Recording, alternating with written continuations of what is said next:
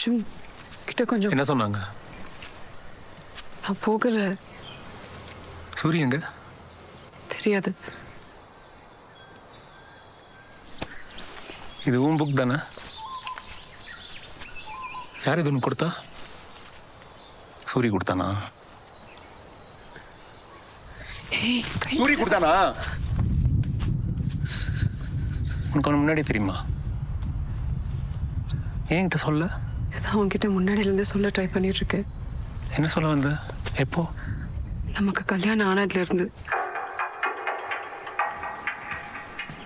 Sir உங்களுக்கு தான் கால் பண்ணிட்டு இருந்தேன், நீங்களே வந்துட்டீங்க. சார் வண்டி